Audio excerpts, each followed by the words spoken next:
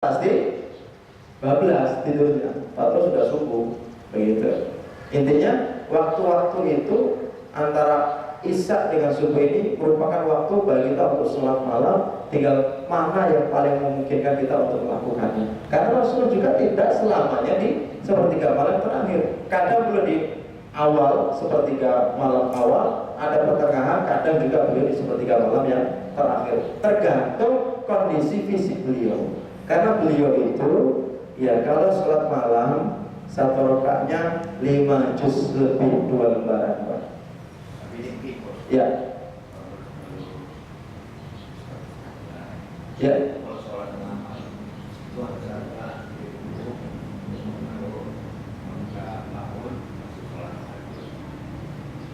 Gimana diulangi Pak tadi? Ya. Ya. Itu kalau kita mengerjakan sholat tahajud itu, saatnya kita tidur dulu. Ya. Setelah saya umpamanya bangun gitu, itu langsung mengerjakan sholat tahajud. Ya. Yang lebih bagus katanya. Oh benar. Ya. Bismillah, salatu wassalamu ala Rasul. Ini ada sahabat Umar, ada sahabat Abu Bakar. Sahabat Umar itu beliau senantiasa witirnya, sholatnya itu di sebelum tidur, gitu ya. Kemudian kalau sahabat Umar, karena orangnya kuat Pak, beliau tidur dulu baru sholat. Nah, melihat peristiwa ini Rasulullah membenarkan keduanya. Sahabat Bakar, ya Rasulullah benarkan apa yang dilakukan sahabat Bakar itu sebelum sholat sebelum tidur beliau sholat. Kemudian sahabat Umar juga dibenarkan oleh Rasulullah SAW. Maksudnya dalam perkara hal ini tidak ada istilahnya harus tidur dulu, boleh sebelum tidur juga tidak masalah. Tapi tetap memang keutamaan sholat malam itu dikerjakan pada sepertiga malam yang terakhir memang. Jadi dianjurkan atau disunahkan tidur terlebih dahulu supaya fisik kita kuat. Begitu kan intinya seperti itu. Ya, supaya fisik kita lebih kuat. Nah, karena kalau habis tarawih itu, kalau antum makannya kekenyangan sore itu malah war terus Pak ya. Yang terjadi kayak sebagaimana sholat tarawih itu, ketika sholat tarawihnya satu kali sholat tarawih itu 1 juz itu bisa kelihatan ya. Kadang ada yang salah nggak salam gitu ya. Seperti itu. Allah yang salah. Itu yang pertama. Kemudian kedua, di Indonesia ini masih sulit Pak mempraktekkan waris. Ya. Karena apa? Karena kebetulan harta waris itu hanya turun kepada anak, tidak kepada bapak ibu. Padahal bapak ibu juga harusnya kalau suami itu meninggal, maka bapak ibu dia masih dapat bagian berapa? Seberapa? Seberenam masih dapat, harus begitu. Nah, untuk mutlak menerapkan waris ini sulit memang. Karena tadi sudah orang tua yang tidak paham begitu ya. Sudah begitu, sudah menjadi sebuah kebiasaan di Indonesia bahwasanya pembagian waris itu kadang dikembalikan kepada suku masing-masing. Orang Jawa itu, kalau saya itu orang Jawa itu lebih kepada rata semua. Yang perempuan, laki dan sebagainya itu dibagi bagian yang sama. Kalau perempuan dapat sawah, lakinya dapat sawah. Nanti adiknya laki-laki juga dapat sawah begitu ya. Kalau perempuannya dapat kebun gitu. Seperti itu.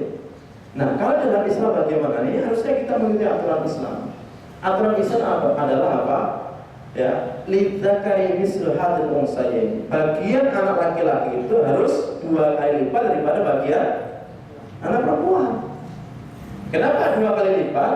Karena anak laki-laki itu pertama punya tanggung jawab ketika menikah memberi mahar. Yang kedua, yang bertanggung jawab untuk bernafkah siapa? Suami atau istri? Suami, anak laki-laki. Kan begitu. Beda kalau di suku apa yang perempuan lebih banyak? Palembang. Ya, atau Padang ya. Ada perempuan juga ya. Kalau Lampung, anak laki ya. Ya. Jadi itu masih patokannya masih kesukaan tadi itu. Padahal kalau kita kembalikan kepada petunjuk dalam Al-Quran itu betul-betul adil Pak. Kenapa adil? Kenapa laki-laki lebih 2 kali lipat daripada bagian anak perempuan? Karena itu. Nah, kemudian juga kadang orang tua itu akadnya nggak jelas. Sebelum meninggal, ladang ini disuruh garap ini akadnya hibah, sudah dikasihkan murni, atau akadnya wasiat, atau sudah betul-betul ini warisan kamu. Ini kadang-kadang menjadi masalah ini. Jadi ketika meninggal dunia, karena kakaknya, wah ini hibah dari bapak saya ini nggak masuk dalam pembagian yang sudah ada. Nah, kalau akad-akad itu belum jelas, maka semua harta orang tua itu masih dalam dikategorikan harta waris. Ya, kalau akad-akadnya nggak jelas, kecuali sudah tertulis tangan Pak ya, ini hadiah dari ayah kepada kamu tertulis ya jelas misalnya, atau mungkin disaksikan ada saksinya tertulis, maka yang sudah dikasihkan kepada kita ini tidak masuk dalam harta waris yang dibagikan nanti. Ya seperti itu. Nah nanti juga ada wasiat. Kadang orang tua berwasiat, yang itu wasiat itu tidak diketahui oleh anak-anak yang lain, ini juga akan jadi masalah.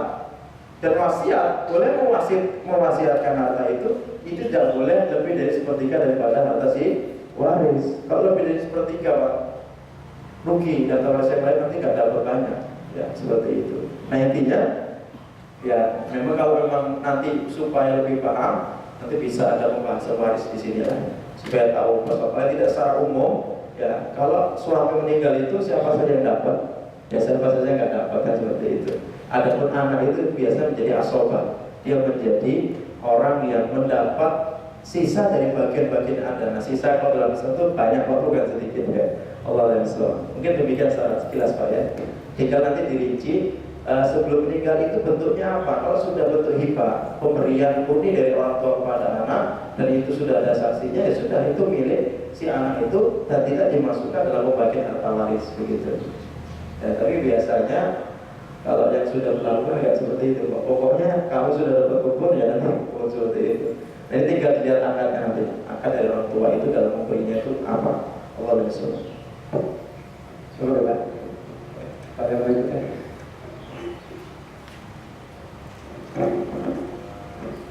Assalamualaikum warahmatullahi wabarakatuh. Ada beberapa pertanyaan mungkin yang mohon dijelaskan Pak, terkait tadi dengan generasi yang buruk Pak Ustaz. Jadi saya teringat kemarin ada pengajian masalah hadis akhlak gitu, yang mengatakan ciri orang yang beriman itu apabila dia melakukan suatu kebaikan, dia merasa nyaman, merasa berbahagia. Dan apabila dia melakukan suatu perbuatan yang buruk, yang kecil atau mungkin zolim, itu hatinya merasa susah. Nah dalam kaitan yang Bapak jelaskan tadi, apakah ini tidak mempunyai iman lagi generasi yang seperti ini? Itu satu. Dan kedua, apakah ini ada kaitannya perbuatan yang buruk dia lakukan ini, mungkin dia punya iman, tapi karena pada saat dulu di surat serupa apa di Ibrahim atau apa itu ada janji daripada iblis pada saat dia dikutuk oleh Allah. Ya.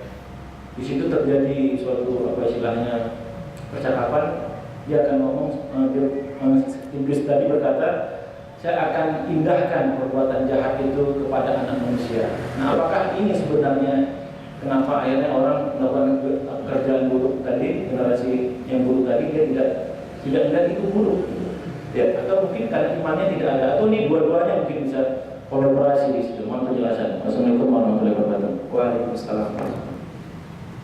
Baik, jika ditanya seorang anak itu yang dia masuk dalam generasi yang buruk, apakah di dalam dirinya ada keimanan atau tidak, maka untuk menghukuminya nanti bisa dipaparkan apa yang disampaikan Syaikhul Islam. Jadi beliau membagi iman itu menjadi tiga. Ada aslul iman, ada iman wajib, ada iman mustahab. Dikatakan suatu generasi itu ya sudah tidak lagi beriman, manakala aslul iman ini sudah nggak ada. Aslul iman, iman yang pokoknya ini sudah nggak ada. Apa saja yang masuk dalam kategori iman yang pokok ini? Kaitan dengan amal soleh. Pertama, kalau dia sudah nggak sholat, itu dia sudah nggak beriman lagi. Yang kedua, ketika dia tidak mau syahadat, ya. Yang ketiga, ketika dia tidak meyakini rukun iman yang 6, itu sudah dikatakan iman yang pokok dalam dirinya sudah nggak ada. Jadi bisa untuk melihat orang itu, iman orang ini masih ada apa tidak, tinggal dilihat dari tiga hal tadi: sholat, syahadat, sama arkan iman itu. Gitu.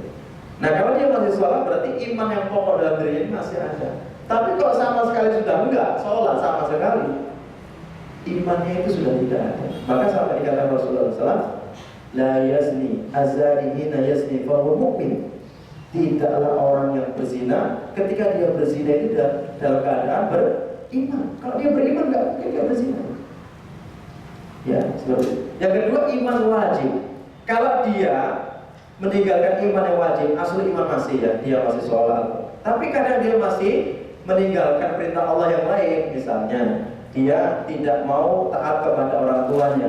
Hukum birrul walidaini, hukum melaksanakan perbuatan baik kepada orang tua, hukumnya wajib. Tapi kalau ini ditinggalkan, tidak menjadikan orang ini menjadi kafir, dia cukup berdosa. Tapi imannya masih ada. Nah, kita lihat anak-anak kita hari ini sholat apa tidak. Kalau nggak sholat sudah berarti masuk yang ini kan, yang pertama tadi. Kalau dia sholat tapi dia mengerjakan dosa besar, kemungkaran, berarti dia masih ada keimanan, tapi imannya itu sedang turun, kan seperti itu. Yang terakhir, iman yang mustahab, iman yang dianjurkan, hukumnya sunnah. Ya, contohnya menghormati tamu, senyum, itu iman yang mustahab. Maksudnya begini, kalau orang ketemu kita gak senyum, jangan dikatakan kamu kafir, jangan. Karena dia meninggalkan perkara yang tidak menjadikan dirinya kafir. Cukup ya dia dihukumi nggak mau meraih keutamaan saja, ya sekedar senyum saja kok nggak mau, kan seperti itu. Nah, generasi kita seperti itu. Anak adapun ini sudah mengkait dengan jawaban yang kedua. Adapun ya anak ini rusak dan sebagainya, Islam sudah menjelaskan sebenarnya apa yang menjadi penyebab anak ini menyimpang itu dari mana. Yang pertama, Rasulullah mengatakan kullu mauludin yuladu ala fitrah. Setiap anak dilahirkan dalam keadaan fitrah, suci, mengenal Allah, taat kepada anak kita yang itu Pak, dari bayi itu Pak. Itu kalau tumbuh dewasa tanpa dipengaruhi dengan berbagai macam pergaulan, lingkungan dan sebagainya, tumbuh dia akan menjadi orang baik Pak. Karena apa? Fitrahnya dari lahir dia adalah mengenal Allah, taat kepada Allah. Kemudian Rasulullah mengatakan fa'abuwahu, tapi kedua orang tuanya lah yang menjadikan anak itu apa? Yuhawidani, yang menjadi orang Yahudi, au yunasirani, atau menjadi orang Nasrani, au yumanisani, atau menjadi orang Majusi. Kenapa anak kita kok gak dekat dengan Allah? Menghafal Qur'annya sulit. Karena apa? Dari kecil yang dia dengar bukan baca Al-Quran. Orang tuanya ini masalahnya, kan begitu. Yang dia dengar apa Pak? Sakitnya itu di sini. Jadi anak-anak pondok itu ketika 3 bulan pertama saya lihat mereka, ya Allah Pak, betul-betul kebiasaan di rumah itu nampak di 3 bulan pertama itu. Sambil bawa handuk ke kamar mandi itu, nyanyinya Cinta Satu Malam itu. Ini gambaran bentuk kebiasaan buruk yang diajarkan orang tua kepada anak, tergambar di situ. Jadi orang tua, gaya kita, oke lah, dengan televisi itu Pak. Saya nggak sadar, kita sudah mengajarkan cara, sifat, karakternya orang-orang yang di televisi itu. Saya tidak tahu langsung apa yang ada TV itu menjadi guru bagi anak kita. Peran siapa ini merusak anak? Orang tua, karena dia menghadirkan televisi yang dia tidak seleksi acaranya. Kadang ibu-ibu itu ngambil mudahnya saja, anaknya nangis terus, setelin TV. Dan kadang ambil anaknya saja, padahal ada cara yang lain untuk mendiamkan anak supaya dia tidak nonton TV. Gitu loh. Caranya mana? Seperti itu. Nah, kalau sudah biasa disuguhi TV itu, kebanyakan nyanyi atau baca Quran Pak. Lebih sering anak nonton apa? Kartun kan Pak? Ya seperti itu. Nah ini yang dihafal itu ya tokoh-tokoh dalam kartun itu. Bukan Nabi Muhammad, bukan Siti Aisyah, Khadijah, bukan. Ya seperti itu. Nah ini permasalahan yang ada. Nah, kedua, kenapa anak itu menyimpang? Tadi hadis tadi, apa yang ayat tadi yang disampaikan oleh Bapak tadi itu. Memang setan itu akan mendatangi kita, summa la'atiyannahum min baini aydihim wa min khalfihim wa an aymanihim wa syama'ilihim wa la tajidu aktsarahum syakirin. Setan itu akan mendatangi kalian dari arah depan, arah belakang, samping kanan, samping kiri. Kanan kiri kita di setan Pak. Maka penguat keimanan kita itu sholat, qiyamul lail, zikir, itu harus kita rutin terus. Sehingga kalau hati kita penuh dengan zikir kepada Allah, setan itu menjauh. Itu satu. Kita senantiasa ingat Allah. Yang kedua, jangan hidup jauh-jauh dari orang soleh. Ketika berbatas begini, ada nggak pikiran yang macam-macam Pak? pikiran negatif masih nggak ada. Kenapa? Setan itu dengan orang banyak menjauh, Pak. Tapi setan itu asyaiton al-wahid. Setan itu akan mendekat kepada seseorang yang sendirian. Maka cenderung kemaksiatan dilakukan bersama-sama sendirian. Sendirian. Ya, sendirian. Nah, ini perlu kita perhatikan bersama. Ternyata di samping setan juga orang tua menjadi faktor kenapa anak itu menyimpang dari Allah Subhanahu wa taala. Berarti kita hari ini sudah harus belajar bagaimana menjadi bapak, menjadi ibu. Oke, terakhir ya, kalau ada paling terakhir.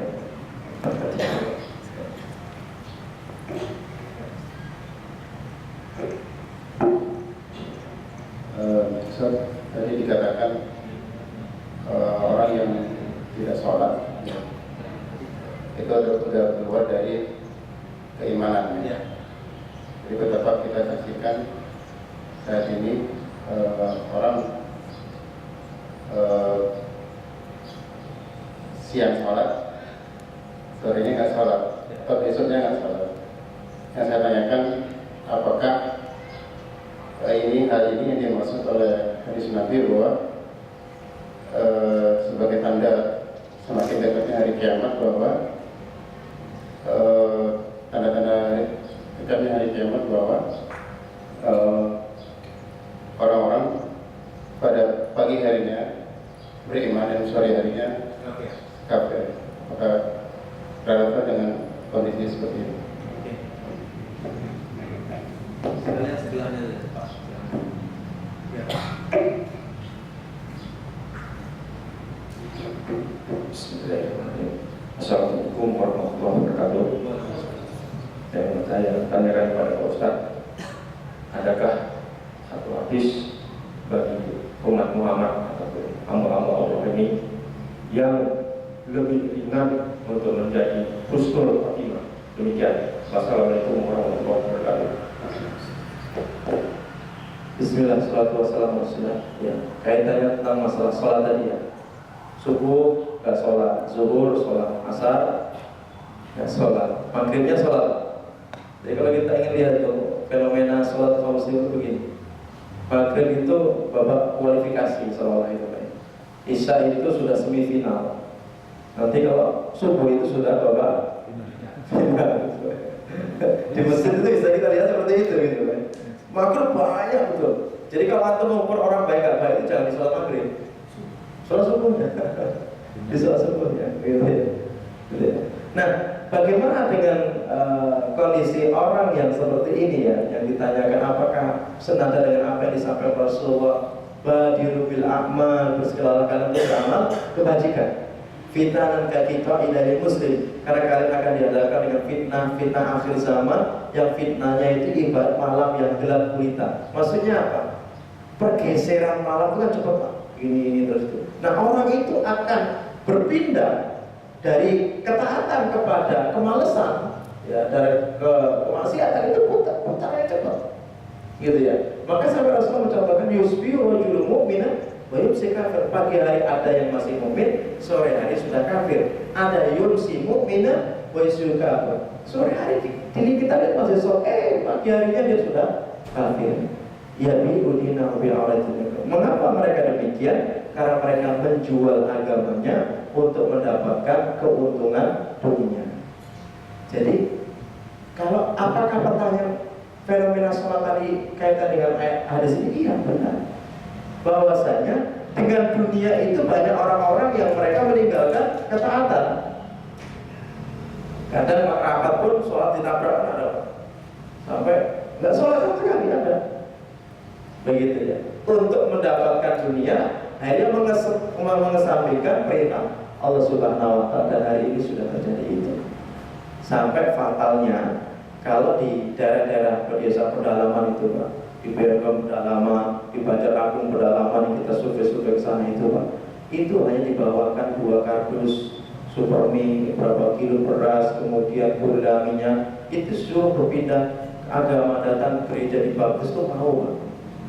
Ya. Jadi kawan-kawan kita ini kan ada 2 hal, Pak, yang menjadi musibah mereka itu. Pertama adalah bodoh, yang kedua lapar. Bodoh itu karena mereka bodoh akan agamanya, akhirnya disuruh berpindah agama mereka mau, padahal sudah jelas agama Islam adalah agama yang satu-satunya di ridha Allah Subhanahu Wa Taala. Lapar karena mereka nggak punya semangat kerja yang tinggi. Padahal kalau kita mau bekerja, mau menggerakkan tangan dan kaki, bisa nggak kita makan? Pasti bisa. Orang kita sudah pernah simulasikan, pernah kita simulasikan, Pak. Sekedar jalan kaki di jalan aspal itu, Pak, di pinggir itu, memuti bau besi, kemudian bekas air minum itu ternyata dijual bisa laku 25.000 sampai 30.000 dalam satu hari dia bisa dapatkan itu. Itu hanya simulasi ringan aja itu jalan. Nah maksudnya apa? Kalau orang-orang Islam ini punya ya, semangat kerja yang tinggi, tidak akan mungkin dia merasa miskin dan atau apalagi sampai berbeda agama itu. Jadi seperti itu. Kemudian ya kedua, selamat tadi hadis tentang husnul Fatimah ya. Jadi hadis-hadis tentang husnul Fatimah ini banyak sekali Pak ya. Ya di antaranya Rasulullah SAW mengatakan innamal a'malu bil khawatim. Ya, innamal a'malu bil khawatim. Sesungguhnya suatu amalan itu tergantung pada yang terakhir. Jadi akhir kehidupan kita ini dalam kebaikan kah atau dalam kemaksiatan kepada Allah Subhanahu Wa Taala. Dan dalam hadis yang lain Rasulullah mengatakan, jika Allah menghendaki kebaikan pada diri seseorang, maka Allah akan ilhamkan amal soleh kepada dirinya sehingga dirinya rajin mengerjakannya sebelum dia meninggal dunia. Tanda-tanda kita akan husnul khatimah itu Pak, di saat kita akan meninggal dunia kita ini semakin rajin. Tanda husnul khatimah. Ya seperti itu. Kemudian dalam hadis yang lain, wa inna rajula la ya'malu bi amali ahli nar. Ada seorang laki-laki itu yang hanya itu mengerjakan amalan penghuni neraka. Hatta ma yakunu bainahu wa bainahu illa dhira'. Bahkan antara neraka dengan dirinya itu hanya terpaut satu hasta saja. Fayasbiqu ahli kitab, kemudian ketetapan Allah mendahulunya, sehingga apa? Di akhir kehidupannya faya'malu bi amali ahli jannah, di akhir kehidupannya dia mengerjakan amal penghuni surga, fayadkhuluha, kemudian dia masuk ke dalam surga. Inilah orang yang meninggal dalam keadaan husnul khatimah. Dan tanda-tanda husnul khatimah banyak. Salah satu yang saya ingin sampaikan ya, di antara orang yang meninggalnya dalam keadaan husnul khatimah itu adalah di akhir, di kata-kata atau kalimat terakhir ketika meninggal dunia dia mengucap kalimat la ilaha illallah. Kata Rasulullah mengatakan, man kana akhiru kalamihi la ilaha illallah jannah. Barang siapa yang ucapan terakhirnya adalah kalimat la ilaha illallah jannah, dia akan masuk surga. Kemudian kedua ini Pak, dahi itu berkeringat. Mautul mukmin bi arqil jabin, kata Rasulullah. Kematian seorang mukmin itu dengan dahi yang berkeringat. Itu salah satu tanda husnul khatimah, atau meninggal pada malam Jumat atau siang harinya. Itu juga pertanda husnul khatimah. Tapi bagi orang yang taat ya, kalau ada preman ketapa khusyuk hari Jumat ya nggak pernah sholat ya bukan husnul khatimah, tentunya kan begitu. Allah dan Rasul. Mungkin ini yang bisa saya sampaikan, mudah-mudahan bermanfaat. Akhirul kalam, assalamualaikum warahmatullahi wabarakatuh.